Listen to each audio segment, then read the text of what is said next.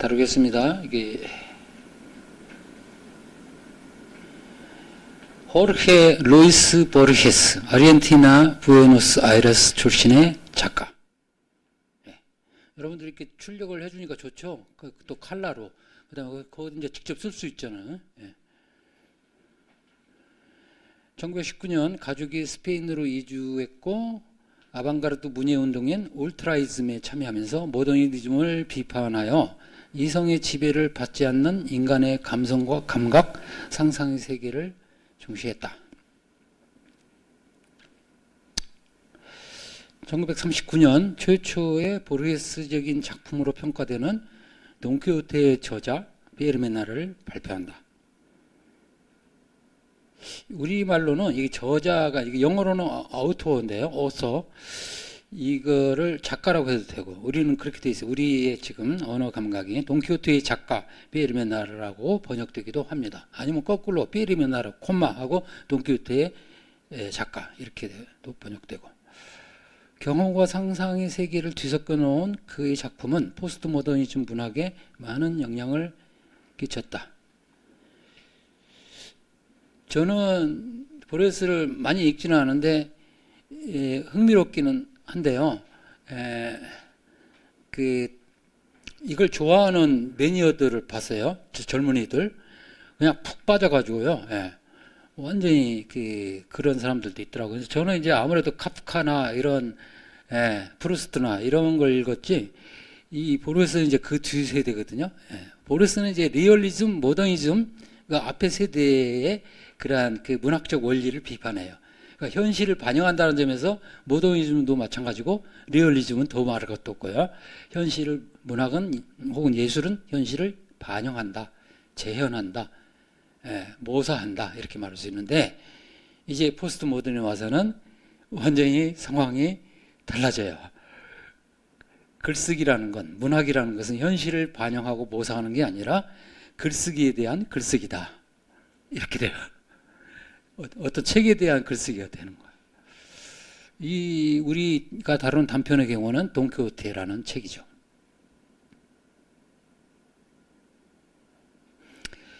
(1941년) 끝없이 두 갈래로 갈라지는 길들이 있는 정원을 발간하고 44년에는 이것을 포함해서 단편들의 모험을 픽션들이라는 제목으로 발간합니다. 1956년 부에노스아이레스 국립대학 영문학 교수직을 겸임하고 아르헨티나 국민문학상을 수상한다. 시력을 상실하게 된다. 영화 아까 장미의 이름 보시면 좋을 것 같은데요. 왜냐하면 포스트 모던이 우리가 다루기 때문에 거기에 그 도서관장이 요르게라는 노인이 나오거든요. 요르게가 이게 지금 호르헤, 그러니까 에스파냐어로 호르헤라고 읽거든요. 그러니까 지금 보르헤스를 그 모델로 삼은 거예요. 그 도서관장이. 실제로 그게 시력 장애인이고.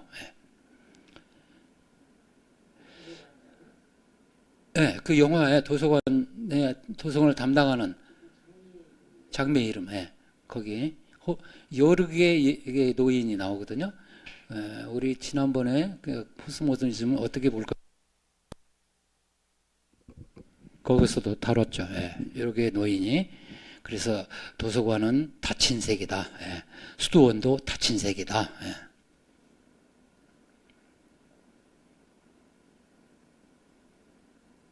세르반테스상을 수상했고요. 보르헤스 문학세계의 특징으로 사람들이 이제 언급하는 게 포스트 모더니즘의 선구자다. 20세기의 창조자다. 환상문학의 대가다. 사상의 디자이너다. 중남미의 호메로스이다. 바벨탑 같은 작가이다. 작가를 위한 작가다. 좋은 말 다 썼어요.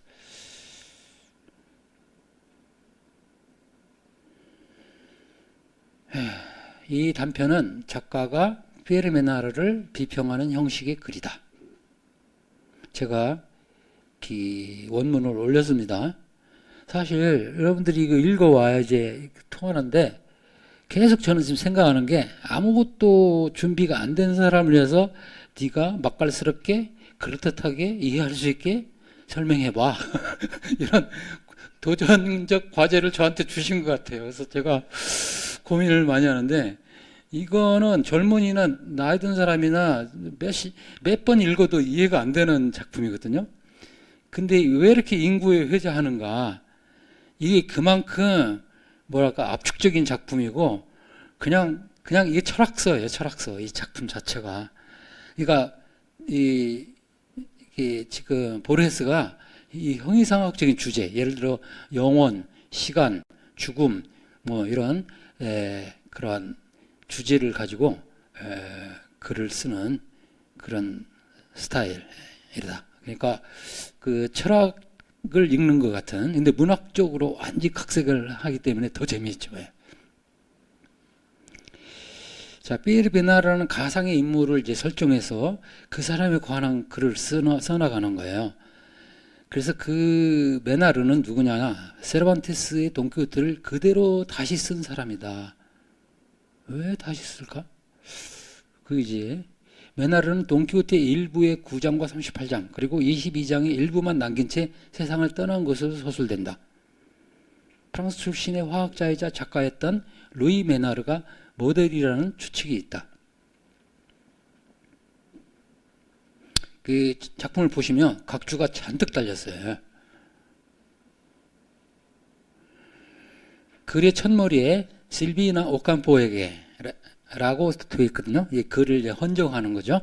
그래서 실비나 오캄포는 아르헨티나의 작가로서 비오이 까사레스의 부인이자 또한 잡지 주르 SUR의 발간인이었던 빅토리아 오캄포의 여동생이다. 보르헤스는 비오이 까사레스, 실비나 오캄포와 함께 환상문학 선집 같은 여러 책을 편집했다. 이거 실제 이야기입니다. 예. 이외에도 앙리 바슐리의 부인, 바쿠르 남작 부인, 카롤루스 아까르데 등 허구의 인물이 등장합니다. 많은 실존 인물들이 이제 이거 외에 등장하는데 그들이 한 말을 인용한 부분은 전부 허구이다. 이 소설에서 화자는 메나르가 돈키호테를 쓰게 된 배경과 과정 그리고 메나르의 돈키호테가 갖는 의의를 설명한다. 화자는 메나르를 인물로 등장시키지 않고 추측성이 짙은 문체로 계속 그에 관한 이야기를 펼쳐나간다. 줄거리는 크게 네 부분으로 나뉜다. 첫째 부분은 화자가 메나르의 가시적인 작품을 소개한다. 이 가시적인 작품이라는 건 뭐냐면 눈으로 드러나 있는 가시적이다. 그렇죠? 그러니까 이미 발표된 사람들이 알 수 있는, 찾아볼 수 있는, 읽을 수 있는 그런 작품이라는 뜻이에요. 둘째 부분에서 화자는 메나르의 가시적이지 않은, 즉 비가시적인 작품 가운데 지금 돈키호테, 메나르가 썼다고 했잖아요. 그게 지금 없어요. 존재하지 않아요. 에 대해 이야기하며 그 작품이 쓰인 배경을 설명한다. 셋째 부분에서 화자는 메나르가 돈키호테를 쓰기 위해 고민했던 점들을 이야기한다. 마지막으로 넷째 부분에서 화자는 메나르의 돈키호테가 지니는 의의를 여러 각도에서 해석하며 높이 평가한다.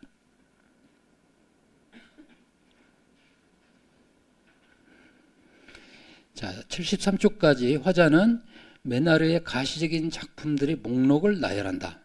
여기서 나열된 19개의 작품을 통해 독자는 메나르가 다양한 주제에 관심을 갖고 있으며 독특한 실험적 자세로 글을 썼고 반어법, 아이러니죠. 같은 다양한 글쓰기 방식을 보였음을 알게 된다. 물론 이 가시적 작품 목록 역시 모두 허구이다. 하지만 화자는 이렇게 실제와 허구를 뒤섞어 소술하면서 메나르라는 허구적 인물이 실제로 존재했던 실존 인물인 듯이 보이게 하고 어떤 성격을 지니는지도 알려준다. 예를 들어 작품 목록 15에서 폴 발레리는 실제하는 인물이었고 20세기 프랑스 상징시의 정점을 이룬 작가이다. 73쪽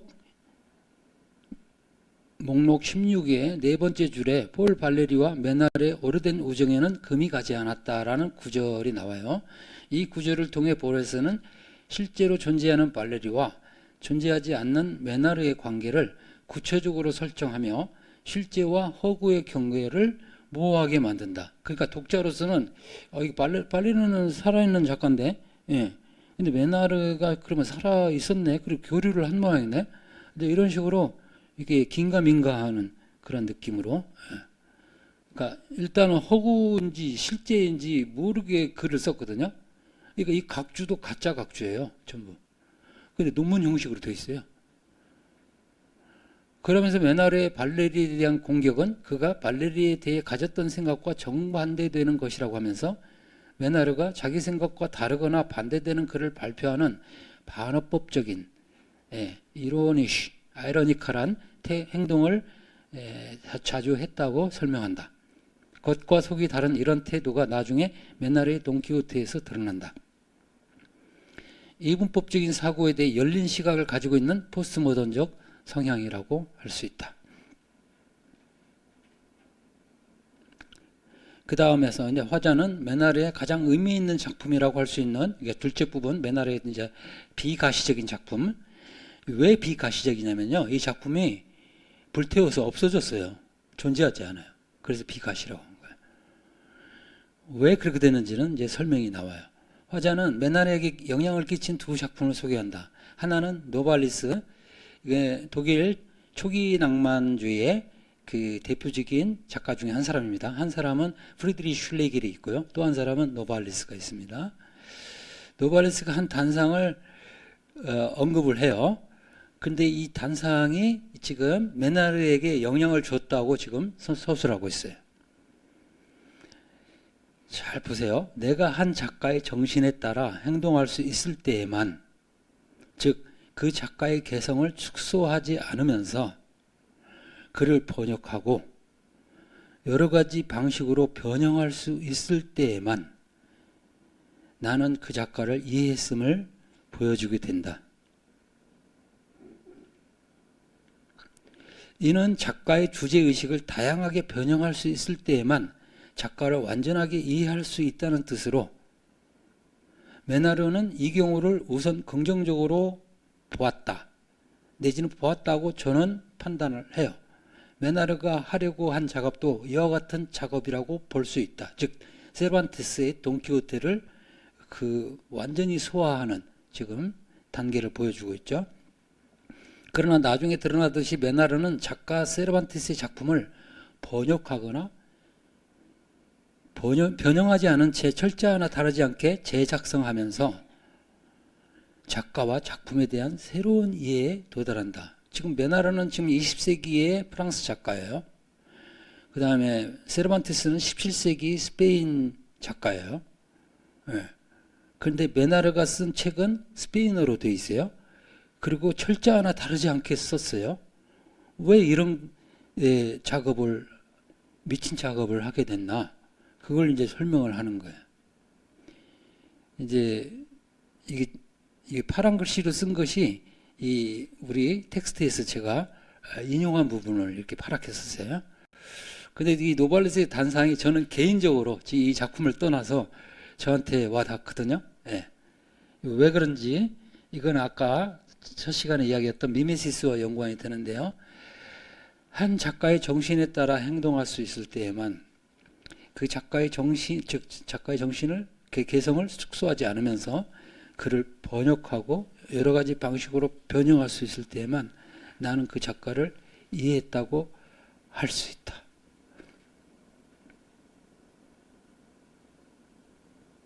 여러분들 이런 단계를 경험한 적이 있으십니까?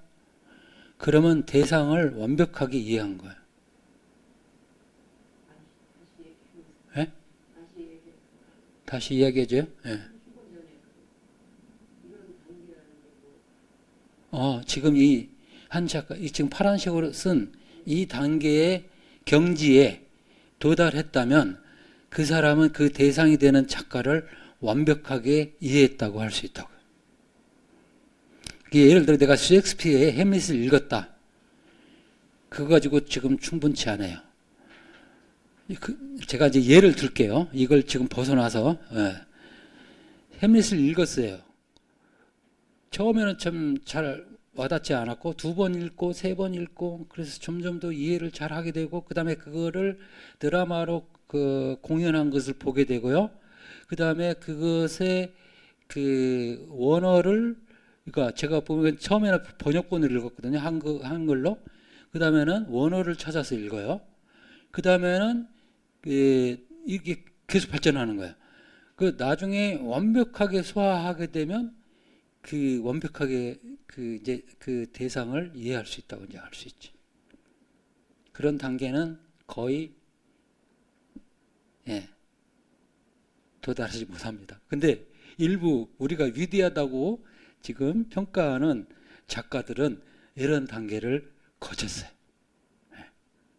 예를 들어 그 홀덜리라는 그런 독일의 낭만주의 시대의 작가 같은 경우는 그리스어를 공부해가지고 그리스 비극 소포클레스와 아이스킬로스를 번역했어요, 독일어로.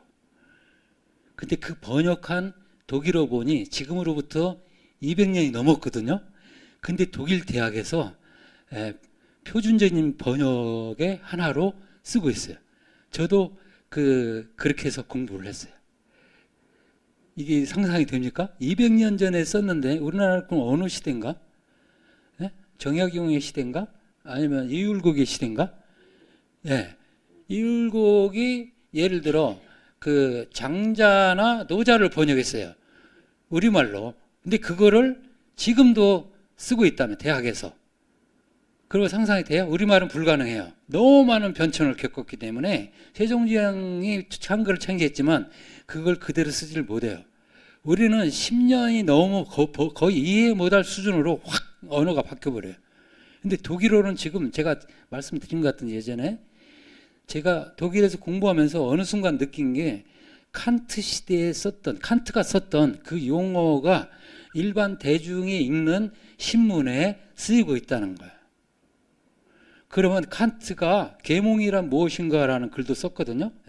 순수이성 비판 뭐 이런 거 실천이성 비판뿐만 아니라 그것이 지금 독일 일반 교양인들이 사용하는 언어로 성장을 했다는 거예요.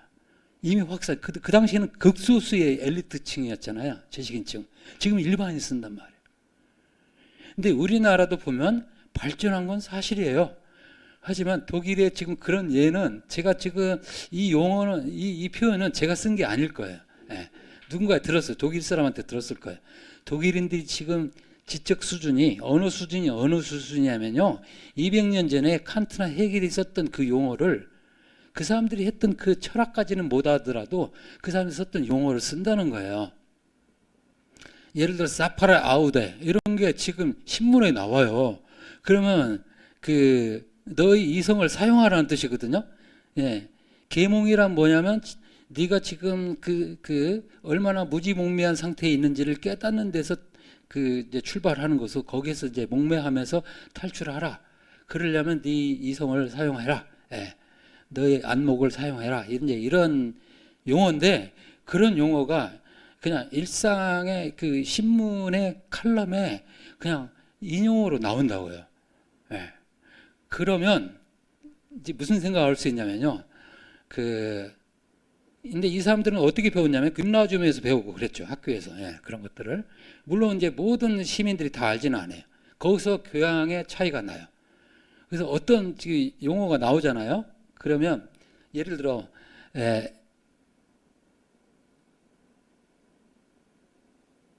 인간은 어둠 속에 있는 한 방황하는 법이다. 자, 이게 일상어로 썼다고 해봐요. 뭐 인용한 것도 아니고 그냥 써요. 이게 누가 한 말이냐면 괴테가 파우스트에서 한 말이야. 아니면 메피스토펠레스가 한 말을 그냥 일상어로 써요. 근데 많은 사람은 그걸 알아요. 이게 파우스트에서 왔다는 거예요. 이런 식으로 그 칸트나 괴테나 이런 사람들이 200년 전에 썼던 용어들을 그대로 쓴단 말이에요. 자, 그런 단계를 지금 하나의 예로 볼 수 있는데 여러분들은 알 거야. 사느냐 죽느냐 이것이 문제로다. 누가 한 말이죠? 아니에요. 햄릿, 셰익스피어 햄릿. 예. 그 아버지가 죽임을 당하잖아요. 예. 엄마하고 자기 삼촌인가 숙부가 이렇게 결탁해가지고 잠자는데 귀에다 독약을 넣어가지고 죽이잖아요. 예. 그래서 그걸 알게 된 그 햄릿이 그 복수를 지금 생각하는데 자기 어머니란 말이에요. 예. 그래서 그 고민을 다루고 있잖아요. 그래서 멜랑콜리에 빠지고, 자, 사느냐 죽느냐 이것이 문제로다. 뭐 여러분도 벌써 배웠잖아. 예. 이런 식으로 모든 용어들이 다 사이사이 그게 나오는 거예요. 예. 자, 이게 일상적인 지금 상황을 제가 말씀드린 건데, 한 작가를 적은 건데, 아까 지금 혈더린이 소포클루스의 그 오이디푸스 왕 그걸 그냥 번역할 정도면 독일어로 고대 그리스어에 정통했다는 뜻이거든요. 그것뿐만 아니라 뭐 사포라든지 핀다로스 이런 시인들의 시를 번역했습니다. 그래서 그것뿐만 아니라 번역하면서 그리스 비극의 본질을 논한 에세이도 썼어요. 그 단계에 들어가는 거예요. 그 단계. 아니면 괴테가 이태리 기행을 하는데 이탈리아를 기행하면서 쓴 이태리 기행이라는 이 두꺼운 책이 있거든요. 그러면 이탈리아, 로마, 고대 로마의 예술을 정통했다는 뜻이죠. 그런 식으로 과거 성현들의 지식을 완벽하게 소화하려고, 물론 한계가 있죠. 완벽하다는 말이 좀 어폐가 있는데, 이런 단계에 이른 게 바로 우리가 알고 있는 인문학의 전통입니다. 인문학의 전통이야. 그래서 영문학자뿐만 아니라 일반인들도 셰익스피어 좋아할 수 있잖아요. 리오 왕, 오델로 막 다 그 찾아서 읽어요. 저도 독일 가면요, 어떤 그 연극을 이제 보잖아요. 그러면 그 문학 작품을 연극화한 게 많아요. 그러면 그냥 가면요 못 알아들어요. 일단 이 말이 너무 빠르고요, 용어가 굉장히 그 고급스럽고, 그래서 하루 종일 저녁 시간이 될 때까지 도서관에 가가지고 그 작품을 읽고 가요. 그러면 조금이라도 나아요. 귀에 들어와요. 어쨌든 제가 여러 이야기를 하는데 이게 지금은 모르겠어요. 이게 지금 인문학적인 지식입니다. 이게. 그래서 그냥 번역된 거 그가 부족합니다. 원어를 읽어야 돼요. 제가 동문학을 하게 된 것도 카프카가 좋아서 동문학으로 했다. 독일어로 된 원어를 읽으려고요. 그 전까지는 한글 번역만 읽었잖아요. 독일어 원문을 읽어보면 완전히 다르거든요. 그 이야기가 좀 길어졌습니다. 이걸 이해해 줬으면 좋겠는데, 이게 이런 단계에 이르려면 여러분들은 내가 어떻게 이런 단계에 이르러? 난 못해. 난 그만둘래. 이런 생각이 들죠. 제가 독일에 유학 가가지고 베를린 자유대학 동문과, 거기서 이제 국문과죠. 게르마니스틱 과 도서관이 있어요. 학과마다 도서관이 있는데 세계에서 가장 큰 학과 도서관이더라고요. 당연하죠. 독일이 본산인데 동문학, 그 동문학을 다루는 여러 대학들이 있는데 그 베를린 자유대학이 큰 이제 학과 중에 하나거든요. 대학 학생 수가 3만 명, 4만 명 될 거예요. 이거 어마어마하죠. 우리나라는 여러 대학으로 나눠져 있지만 그게 합쳐져 있다 생각하면 돼요. 서강대, 연세대, 고려대가 합쳐져 가지고 자유대학으로 돼 있는 거예요. 그 대학이 베를린의 대학이 훔볼트 대학하고 자유대학밖에 없어요. 그러니까 엄청나죠. 그게 인구가. 그 동문과 학생이 그냥 수천 명이에요. 수천 명. 근데 그 도서관이 있단 말이야. 말 들어보니까 12만 권이에요. 12만 권 장서가. 그리고 그 책들만 보면, 책들만 구경해도 배가 불러요. 하루 종일 앉아 있어도. 그리고 어느 순간 이런 느낌이 들었어요. 내가 왜 공부하러 왔지? 유학 왔나? 저 책을 내가 언제 다 소화해? 다 읽지는 않겠지만 그래도 중요한 것들 읽는 데만 해도 내 평생 걸리겠다. 차라리 그만두고 돌아가죠. 이 정말 거짓말 안 해도 제 심정이었어. 절망적이었어. 그 좋은 책들, 훌륭한 책들이 가득 있는데 그걸 내가 언제 소화해? 근데 관심은 저는 있었기 때문에 모든 책들을 알고 싶었어요. 플라톤도 읽고 헤겔도 읽고 다 읽고 싶었어요. 그런 절망감을 떠올려 보세요. 예, 지금 좀 여러 가지로 제가 변형시켰는데요. 이겁니다. 그러니까 이 옛날 사람들이 이렇게 공부를 한 거예요. 이렇게. 예, 모두는 아니지만 위대한 사람들은 예, 예,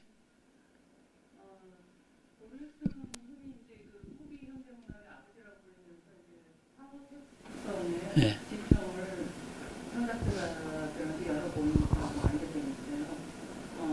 사실 메나의 동기호테 같은 경우는 세르반테스 동기호테를 상호 텍스트적인 차원에서 변형시켜 쓴 거잖아요. 네, 근데 사실 세르반테스 자체도 그 시대에 돌아다니는 이야기들을 자기가 수령해서 예, 편집해서 썼다고 자기가 자수하는 바가 예, 있다고 예, 맞습니다. 들었는데요. 그러면 이미 그 이전에 서구에서는 그런 상호 텍스트 전통이 있었고, 예, 우리나라도 연안 박지원 같은 경우는 그런 이야기들을 해왔고, 그러니까 그러면 이게 그 포스트 모더니즘성이라는 게 사실 훨씬 더 이전부터 자리 잡고 있었다고 할 수 있지 않을까요? 예, 제가 드리고 싶은 결론을 미리 말씀하셨네요. 상호 텍스트성이 뒤에 나오거든요. 예, 이제 이거 종합할 때 예. 세르반테스도 그 당시에 떠돌았던 이야기 뭐 여러 가지를 수집했죠. 그 사람도 거의 천재적인 머리라면 그런 것들 다 흡수했을 거예요. 그 다음에 아랍 세계에서 온 베넨 헬리라는 사람이 쓴 글이 원조라고 또 알려져 있는데 그걸 가지고 와서 변형해서 썼기 때문에 상호 텍스트성, 인터텍스추얼리티가 기본적으로 들어있는데 포스트 모더니즘은 자기들이 과장해요. 그게 그 마치 자기들이 옛날부터 있긴 있었지만 그걸 부각했다는 듯이. 근데 그거는 이제 보기에 따라서 제가 보기에는 모던 작가들도 이미 다 상호 텍스트성이 들어있거든요. 예. 제임스 조이스의 율리시즈는 뭡니까? 그 호메로스의 율리시즈, 예, 그 이야기를 가져다 쓰는데 그건 상호 텍스트성 아닙니까? 그런 식으로 보면 포스트 모던의 그 유일무이한 독특한 특성은 아니라는 거죠. 인터텍스추얼리티는. 근데 이들은 그거를 과장하는 거예요. 자기들이 마치 그거를 많이 활용하고 그거를 그 두드러지게 썼다는 식으로. 근데 그거는 저는 거리를 두고 싶어요. 맞습니다. 예. 계속 나가볼게요. 그 다음에 메날에게 영감을 줬던, 그러니까 왜 이런 돈키호테의 그 작업을 하게 됐는지 그 배경을 설명하는 거예요. 또 다른 책은 예수 그리스도를 한 번화가에 햄릿을 까나비에르 거리, 이게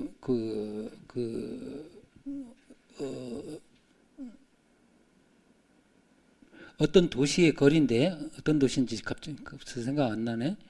그 프랑스 거리 같은데 어쨌든 돈키호테를 미국의 월스트리트에 가져다 놓는 작품들로서 메나르는 이 두 번째 경우를 시대착오적 망상에 따른 천박한 즐거움을 불러일으키기 위한 것이거나 보다 나쁜 것으로 모든 시대가 동일하다거나 모든 시대가 서로 다르다는 완전 반대말이죠. 그런 초보적인 지식으로 사람들을 현혹한다고 비판하면서 혐오했다고 한다.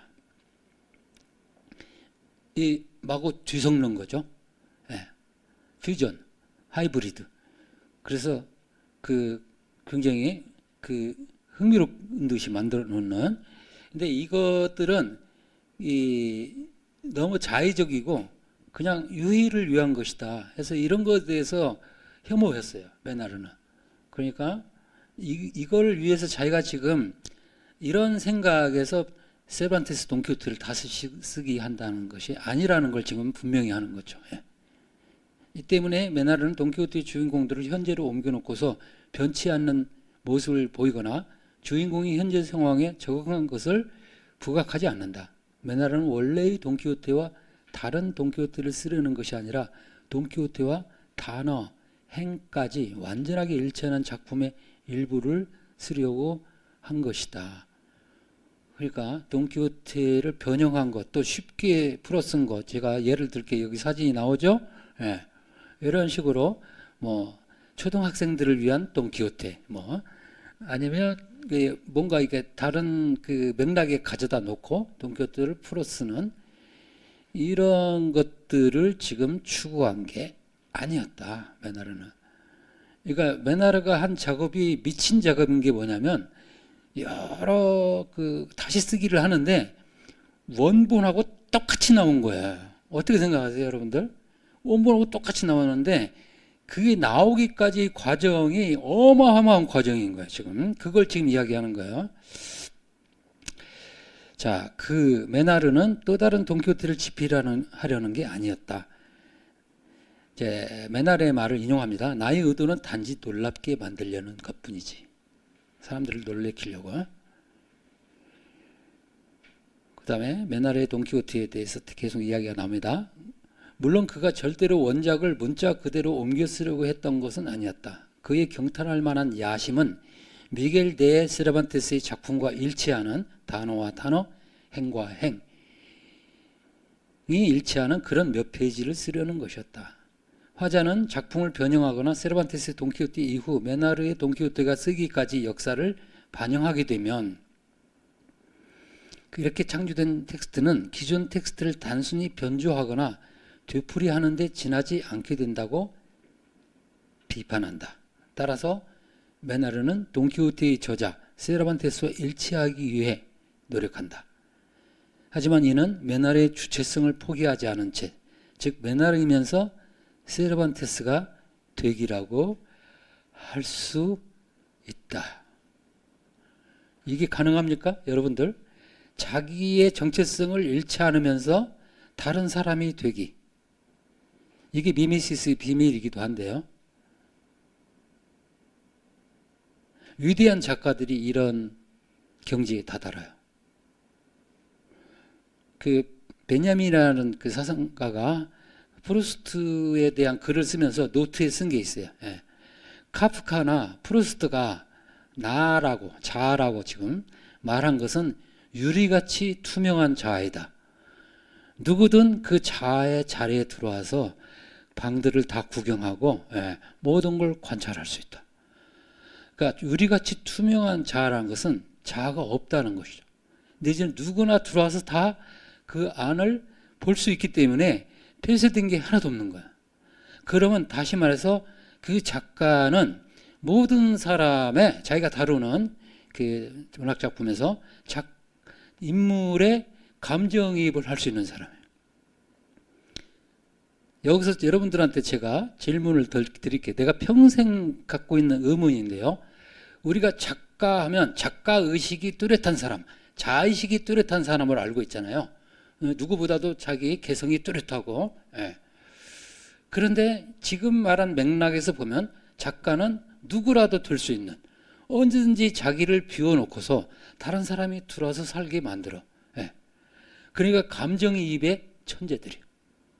그러면 작가의식이 뚜렷하다는 것과 그거는 굉장히 단단한 작가의식이 있다는 뜻인데, 자기의 자아의식이 강하다는 뜻인데, 지금 말한 것은 극단적으로 유연하다는 뜻이거든요. 누구든 자기가 될 수 있으니까.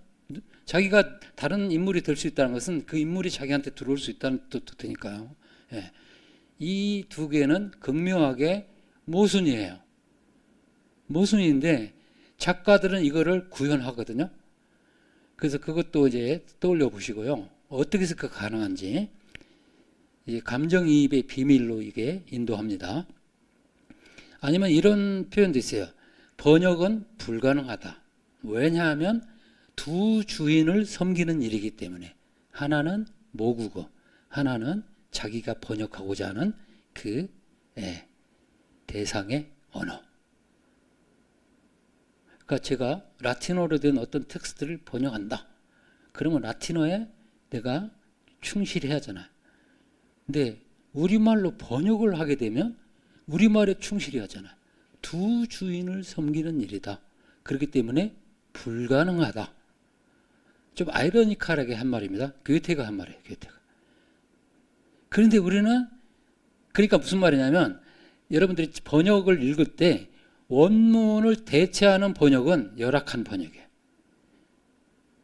원문을 대체하지 않아요. 원문을 읽는데 보조 역할을 해주는 게 번역이에요. 그러니까 번역의 유용성은 있어요. 근데 왜냐하면 당장 원문을 내가 이해 못하니까. 근데 원문을 대체하는 게 번역이 아니야. 진정한 번역은 원문에 가까이 가는 거예요. 원문을 위해서 자기가 속해 있는 모어를 낯설게 만들 능력이 있는 사람. 그러면서 모어의 영역을 지금 출발화 쪽으로 확장시키는, 성장시키는 그러한 역할을 바로 번역이 한다는 거죠. 그래서 번역을 하게 되면 우리말로 지금 어떤 텍스트는 번역을 하잖아요. 중국어나 일본어나 영어나. 그럼 우리말이 풍부해져요. 성장하게 되고. 이게 미메시스의 비밀이야. 왜? 미메시스는 대상에 가까이 간다 했잖아. 대상을 모방한다 했잖아. 근데 그 결과는 뭐예요? 우리 것이, 내 것이 풍부해지는. 이게 지금 역설이면서 이게 지금 제가 여러 이야기를 했는데요. 번역 이야기 했고 그 다음에 작가정신 이야기 했어요. 작가정신, 번역. 지금 메나르의 돈키호테를 지금 읽으면서 그런 게 난 떠오르는 거예요. 자, 메나르면서 어떻게 세르반테스가 될 수 있나? 여러분들이 누군가를 이해한다는 것은 이런 경지에 이르러야 돼요. 자기 개성을 버릴 수는 없죠. 그죠? 정체성을 버리면 그건 이제 미쳤다는 뜻이죠. 그죠? 정신이 이상해졌거나, 치매에 걸렸거나. 근데 자기를 잃지 않으면서 어떻게 타인이 될 수 있어요? 이걸 지금 제가 보기에는 일상에서도 누구나 요구받고 있어요. 그러니까 상대방을 이해한다는 것은 함부로 말하는 게 아니에요. 잘못 이해하면 몰이해.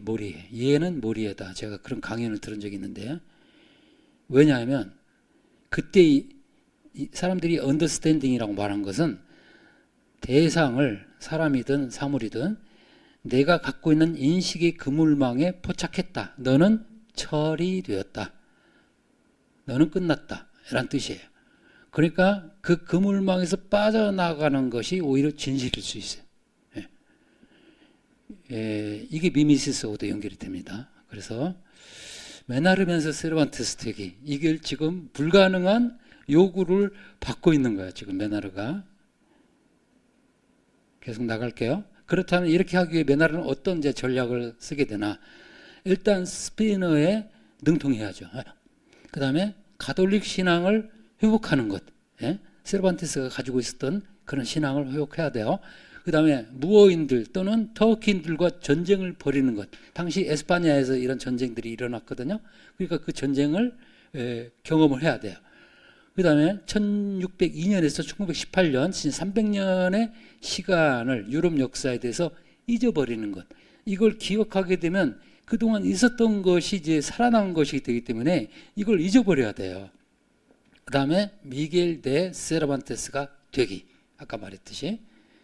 근데 메나르가 자기 개성을 잃지 않으면서 어떻게 세르반테스가 될 수 있어요? 어떻게 이 모든 것을 할 수 있는지 이런 시도를 이제 어쨌든 했다는 거죠. 이런 방식들은 메나르가 세르반테스의 상황이 되어 세르반테스의 기억을 가지고 300년의 역사적 거리를 추월해 메나르 스스로가 세르반테스가 되어 작품을 쓰는 방법을 의미한다.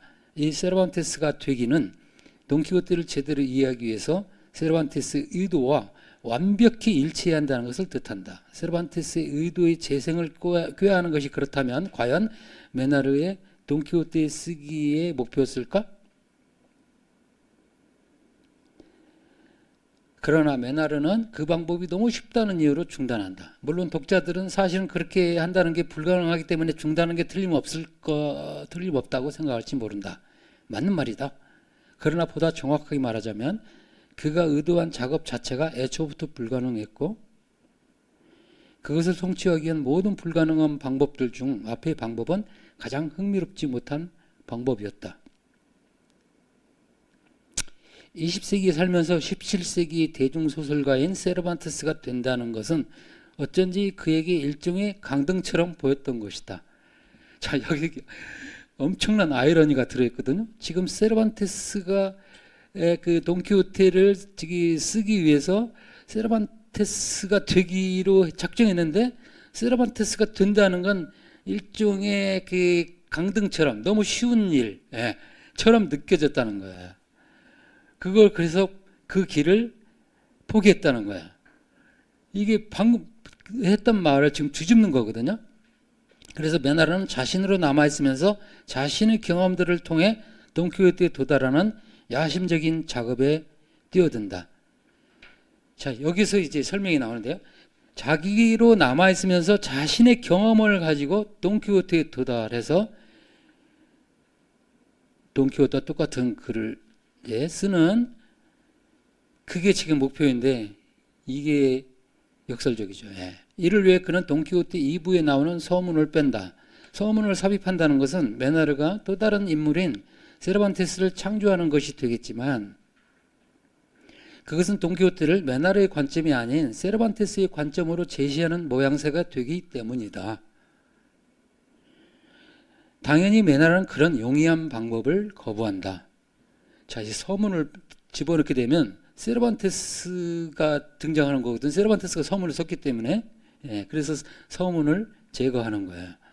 메나르는 화자에게 보낸 편지에 이렇게 쓴다.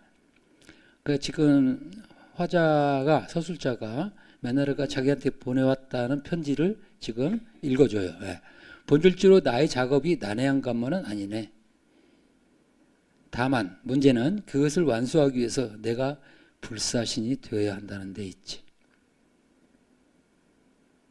그렇죠? 이 작업을 지금 앞에서 나오는 세르반테스가 된다는 걸 포기하면서 세르반테스의 돈키호테와 동일하게 한 경지에 이른다는 것은 모든 가능성들을 다 실험하고서 최종 단계에서 그 세르반테스의 돈키호테라는 텍스트와 동일해진다는 뜻이니까 불사신이 돼야 맞죠. 불사신.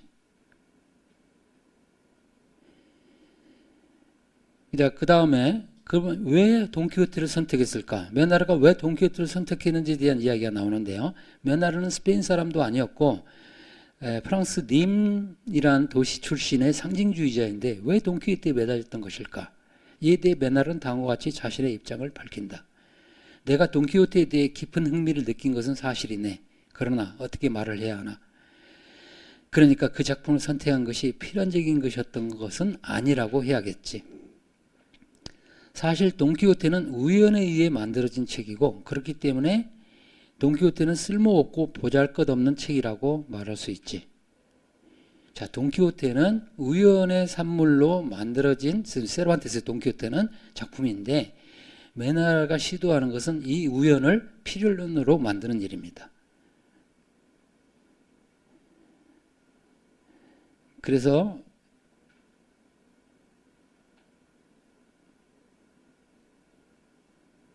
뭐라고 말하냐면 메나르는 돈키호테를 선택한 것이 우연적 선택이라고 말한다. 나는 전혀 같은 단어를 쓰지 않고서도 그 작품을 미리 생각할 수 있고 그것을 쓸 수가 있어.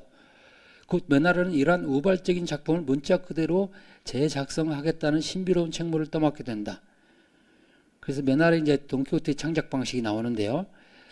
어떤 방식을 거치는지를 지금 설명하고 있어요. 그래서 이 핵심적인 텍스트인데요. 첫 번째 법칙은 나로 하여금 형식적 또는 심리적 전형의 다양성들을 시험해 볼 수 있는 계기를 마련해 주게 되네. 두 번째 법칙은 원텍스트를 위해 그러한 다양성들을 이제 버리고 전혀 반박의 여지 없이 그러한 폐기를 합당한 것이라고 견지하게끔 만들어주지. 이러한 기술적 측면의 장벽에 또 다른 보다 원초적인 장벽이 하나 더 있는데 17세기 초에 돈키호테를 쓴다는 것은 근거가 있었고 불가피했고 그리고 거의 운명적인 일이었다고 말할 수 있겠지. 세르반테스의 돈키호테를 두고 하는 말입니다. 그러나 20세기 초에는 사정이 다르지. 극단적일 정도로 아주 복잡한 사건들로 가득 찬 300년이란 세월이 그냥 헛되이 흘러간 것만은 아니기 때문에 말이네. 그 사건들 중 하나만 언급하자면 바로 돈키호테 자체를 들 수 있지. 그러니까 돈키호테가 출판되었다는 그 사실 하나가 지금 엄청난 사건이죠. 사건 중에. 근데 이것뿐만 아니라 그 사이에 무슨 전쟁이 있었고 누가 죽었고 뭐가 또 발생했고 이런 수많은 사건들이 300년 동안 그 유럽을 점철했을 거 아니에요. 그런 것들을 이야기하면 어떻게 돼요? 그러면 300년의 기간을 언급하는 것이기 때문에 돈키호테를 그대로 쓴 것하고 지금 위배되는 거죠. 예. 그래서 이 두 원칙을 보면요. 첫 번째 원칙은 여러 바리에이션을 해보는 거야. 이렇게 써보고 저렇게 써보고. 근데 두 번째 원칙은 그 바리에이션을 전부 폐기해요. 왜? 원텍스트가 필연적이라는 걸 나중에 보여주기 위해서. 다시 한번. 처음은 여러 가지 변형을 해봐요. 세르반테스 돈키호테를 변형을 해보는데 그 변형을 두 번째 원칙은 다 버려요. 왜? 원텍스트로 돌아가기 위해서. 원텍스트가 필연이었다는 걸 보여주기 위해서. 그러면서 또 다른 난점이 뭐냐면 300년의 기간을 언급하면 안 돼요. 300년이 지금 흘렀잖아요. 흘렀는데 실제적으로 그걸 언급하게 되면 원래 원텍스트에서 지금 벗어나는 셈이 되기 때문에 언급을 할 수가 없어요. 메날의 이러한 고독한 노래는 이렇게 두 개의 상반된 법칙을 따른다. 다시 지금 반복하는 겁니다. 첫째, 그는 원텍스트, 즉 세르반테스 돈키호테를 다른 형식적 심리적 형태로 변형해 보면서 다양성을 시험해 보고자 한다. 이것은 지우고 쓰고 다시 지우고 쓰는 과정이라 할 수 있다. 둘째, 그는 그러나 첫 번째 법칙과는 다르게 원텍스트를 위해 이러한 다양성들을 폐기하고 원텍스트를 고수하고자 한다. 결과적으로 같은 결정으로 돌아왔기에 더 이상 다른 가능성이라고는 생각할 수 없는 확고부동함을 획득하고 우연성을 제거하고 필연성을 획득하게 된다. 마지막으로 메나르는 원텍스트가 쓰인 17세기 초와 자기가 살고 있는 시대인 20세기 초 사이에 300년의 시간을 가장 원초적인 장벽으로 꼽는다. 그 두 저자, 독자 간의 300년가량의 세월을 지운다는 것은 불가능하다. 메나르는 원텍스트가 속한 과거와 그의 오늘날 사이에 있는 시간적 거리를 인정하는 동시에 뛰어넘어야 하는 아포리아에 직면하게 된다. 아포리아라는 단어는 그 철학에서도 자주 쓰는데요. 해결하기 곤란한 난제를 가리킵니다. 이런 세 가지 창작 법칙을 통해 작성된 메나르의 돈키호테는 외형적으로는 세르반테스 것과 똑같지만 그것보다 훨씬 더 오묘하고 풍부한 의미를 담게 된다. 이제 넷째 부분으로 넘어갑니다. 세르반테스 돈키호테, 메나르의 돈키호테의 차이점은 뭐냐? 여기서 이제 본격적으로 메나르의 돈키호테와 세르반테스 돈키호테의 차이점을 보여줍니다. 텍스트에 나온 차이점은 대략 5가지 정도인데 첫 번째 차이점으로는 배경이 되는 현실의 설정을 꼽을 수 있다. 세르반테스의 돈키호테는 세르반테스가 집필했던 당시 17세기 초 스페인의 시골을 배경으로 하고 있다. 이에 비해 메나르의 돈키호테는 레판토 전쟁과 로페 시대의 카르멘의 땅을 배경으로 설정하고 있다고 서술을 한다. 근데 이는 결과적으로 원텍스트인 전자와 같은 16, 17세기 스페인 시골을 지칭합니다. 그러니까 레판토 전쟁, 로페 시대 이것도 보면 세르반테스 살았던 그 시대예요. 그런데 지금 보레스가 언어 유희를 하는 거예요.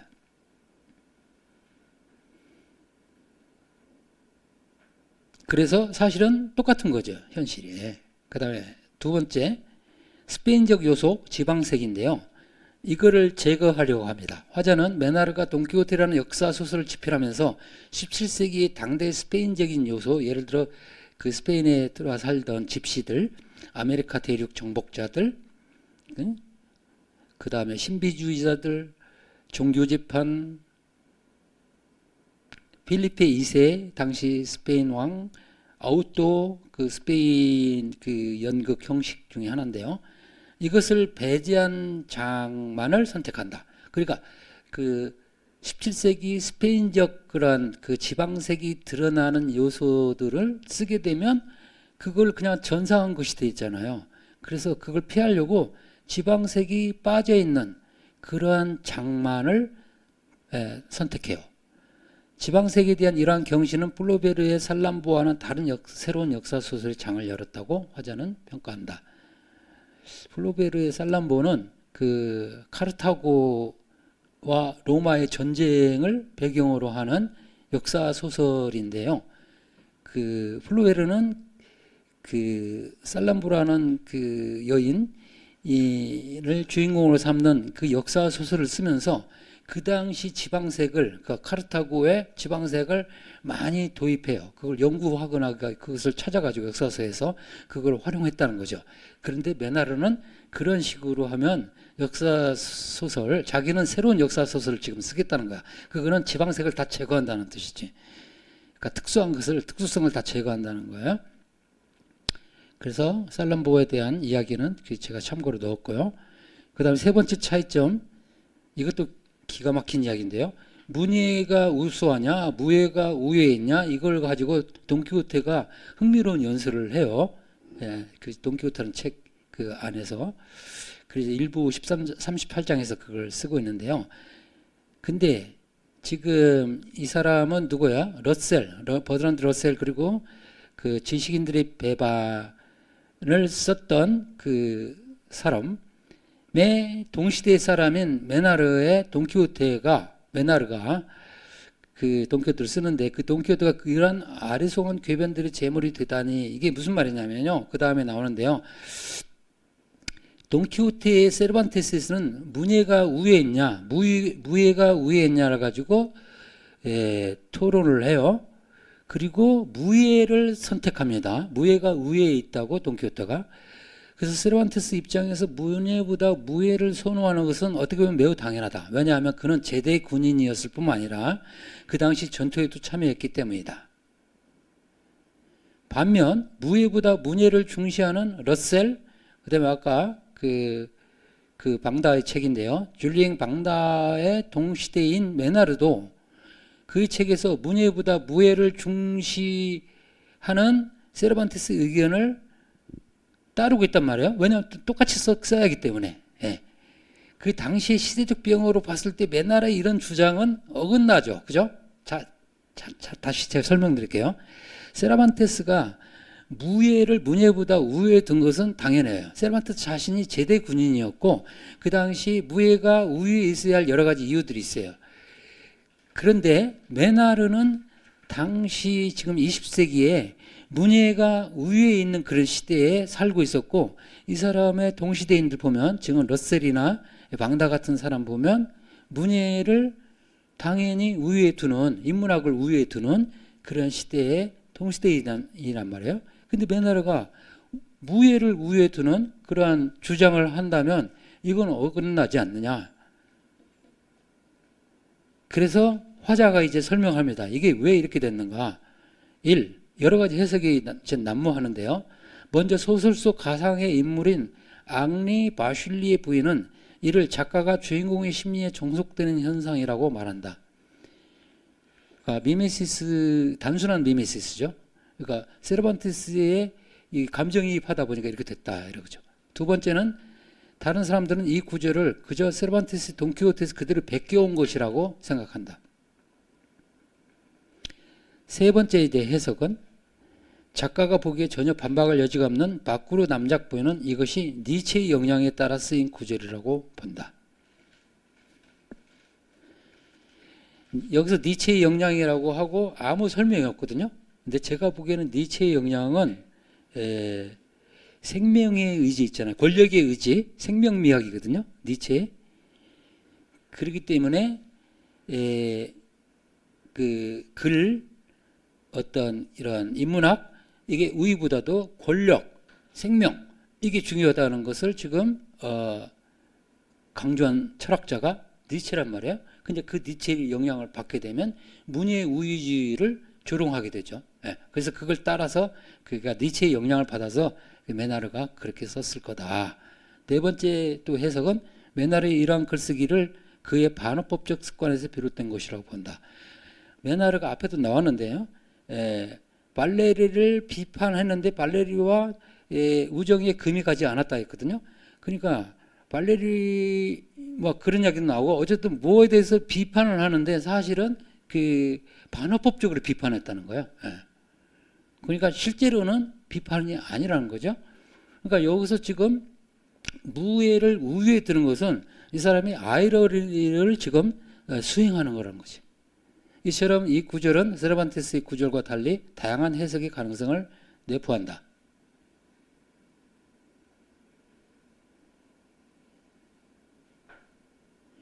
그래서 슬슬 이제 결론으로 가야 할 텐데,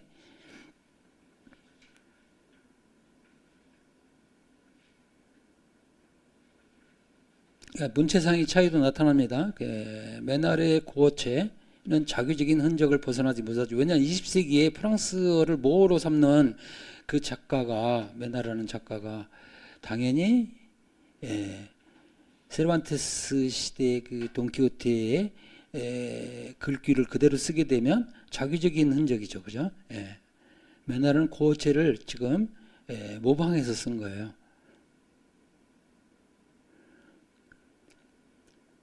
이런 식으로. 그래서 그 다음에는 여러분들이 쭉 읽어보면 되고요. 그래서 결론을 이제 낼게요. 여기 양피지 사본이란 말이 나오는데요. 팔림세스트. 그 옛날에는 양피지에 글을 쓰고 종이가 없거나 귀한 시절이라서 그걸 지워서 다시 재활용했다 했잖아요. 양피지 사본의 예가 이런 겁니다. 이렇게. 이것도 찾느라고 힘들었어요. 양피지 사본. 옛날에, 그러니까 전에 썼던 그 흔적이 보이잖아요. 그러니까 양피지 사본의 특성이 바로 이전에 썼던 것이 보인다는 거예요.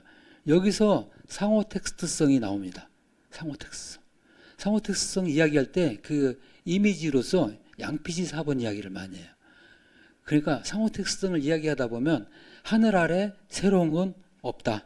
특히 포스트 모던 시대에는 현실을 재현하고 모방한 게 그 문학이 아니다 했잖아요. 그 텍스트에 대한 새로운 글쓰기다. 텍스트에 대한 텍스트다. 장미의 이름도 보면 원본이 사라졌다고 하거든요. 수도원 이야기를 뭐 이게 재현한 것도 아니고요. 그 글로 읽었는데 그 원본도 사라지고 거의 번역본만 남아있고 번역본이 좀 남아있고 이런 식입니다. 그래서 양피지 사본의 지금 이야기를 여가 인터섹슈얼리티 이야기를 하는데 현대에 들어서 이것이 자주 쓰인다. 상징으로. 양피지에 글을 쓰던 시절의 사람들은 앞서 쓰인 것을 지우고 그 위에 다시 썼는데 이때 지워진 흔적이 남아있고 그것이 새로 쓴 글씨와 상관성을 만들어내게 된다. 현존하는 글은 최종적인 것이 아니며 양피지 위에 이미 쓰였다 지워진 글들과 앞으로 쓰일 글들의 관계망 속에서만 의미를 갖는다. 이걸 지금 보여주는 겁니다. 왜냐하면 지금 맨날의 작업도 세르반테스의 그 텍스트 위에 다시 쓰기라고 할 수 있기 때문에.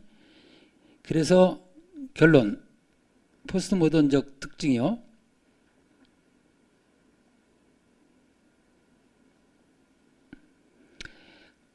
허구와 현실의 경계를 무너뜨리는 게 일단 첫 번째 특징이에요. 가짜 각주 떠올려 보세요. 누구한테 그 헌사하는 그 헌사도 실비나 오캄포 실존하는 인물인데 그 이야기들을 보면 맥락은 전혀 그 현실과는 그 일치하지 않는 그런 걸 보여줍니다. 그래서 그 허구와 현실의 경계를 무너뜨린다. 그 다음에 이분법적인, 이것과 연관되는데 이분법적인 가치체계에 대한 비판이다. 그래서 원본의 절대성을 부정한다. 장미의 이름이라는 그 작품도 마찬가지인데요. 그 원본의 절대성을 부정한다. 모든 작품은 이미 존재하는 작품들을 재배치한 것이라 볼 수 있다. 이게 상호 텍스트성입니다. 시기적으로 앞선 텍스트가 원본이고 나중에 쓰인 텍스트가 그것의 모사 또는 복사본 또는 모방작이라고 하는 규정을 할 수 없다. 자, 여기 MV가 하나 나오는데요. 저희 개인적인 의견입니다. 이게 비판이기도 하고요. 뭐냐면 원본의 절대성을 부정한다는 건 인정할 수 있어요. 읽어낼 수 있고 새로운 글쓰기를 지금 실험하는 방법도 인정해요. 하지만 아이러니하게도 이러한 지금 보르헤스의 방법이 이런 포스트 모던적 글쓰기가 원본의 권위를 강화하는 모습을 보여요.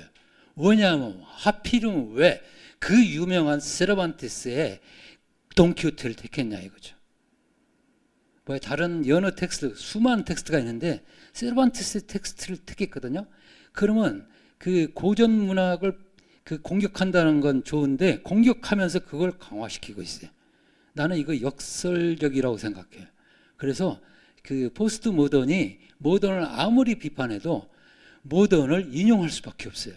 그럼 모던의 권위를 이용하는 거예요. 예, 그걸 깔아뭉개기 위해서 그러든 아니면 그것의 지속으로서의 지금 후기 근대주의를 이야기하든 이게 포스트 모던의 지금 내가 보기에는 그 내재적인 역설이라고 생각해요. 그래서 이걸 살짝 집어넣었어요. 그래서 결론, 현실의 재현, 반영이 아니라 글쓰기의 과정이 중요하다. 그래서 소설 속 인물과 사건은 닫힌 이야기의 구조의 요소들이 아니며 독자는 자신의 관점에서 텍스트를 해석하고 다양한 의미를 부여하는 등 풍부한 읽기 세계를 보여준다. 이로써 문학은 현실의 반영이 아니며 텍스트에 대한 글쓰기이며, 그리고 텍스트에 대한 글쓰기라는 것은 지금 다양하게 읽기란 뜻이잖아요. 그러면 읽기의 풍부함을 지금 강조한 거예요. 이 점에 있어서는 저는 긍정적인 역할을 했다고 생각합니다. 그러니까 포스트 모던 문학은 일단은 모던에서 이미 많은 실험들이 이미 나왔어요. 그래서 그런 것들을 마치 새로 발명한 것이냐 주장하는 것은 제가 보기에는 과장이고 허위라고 생각해요. 즉 다시 한번 포스트 모던에서 많은 기법들은 이미 모던에서 실험되었다. 그것들을 확장하고 더 발전시킨 그런 측면은 있다. 그리고 그렇게 확장시킨 것은 문학의 발전, 글쓰기, 글읽기의 풍부함을 그쪽으로 발전시켰다는 점에서 저는 포스트 모던 문학의 그 장점이 있다고 생각해요. 거기에 메리트가 있다고 생각합니다. 하지만 자기들이 처음으로 착안했다. 이거는 과장이라고 생각해요. 그래서 포스트 모던적 글쓰기, 첫째, 현실을 반영하지 않는다. 둘째, 허구와 현실의 넘나듦을 통해 가지고 사람들의 상상력을 자극한다. 아까 터미네이터 영화도 그렇잖아요. 기기가 막 인간하고 같이 소통하고, 그 전까지는 기계일 뿐이야 했는데 이제는 달라졌잖아요. 그 시대가 이제에서도 엿볼 수 있는데요. 이런 식으로 문학은 하늘 안에 새로운 건 없다. 현실의 반영이 아니고 절대적인 텍스트라는 없고 텍스트에 대한 여러 다양한 글쓰기 실험이다. 그래서 독자들한테 절대적인 위대한 텍스트에 주눅들지 말고 당신이 시도하라. 새로 글쓰기를 하라. 변형시켜 봐라. 네가 주인이다. 당신이 작가다. 이걸 메시지를 전달해 준다는 점에서 긍정적이라고 생각합니다. 죄송합니다. 시간을 좀 오버해서 후반부에 좀 생략한 부분들은 읽어보시면 대충 이해가 될 겁니다. 그래서 이 기묘한 텍스트를 이렇게 나름대로 해석을 했고, 이게 포스트 모던 글쓰기의 어느 중요한 특징들을 보여준다. 이렇게 이해하시면 될 것 같습니다.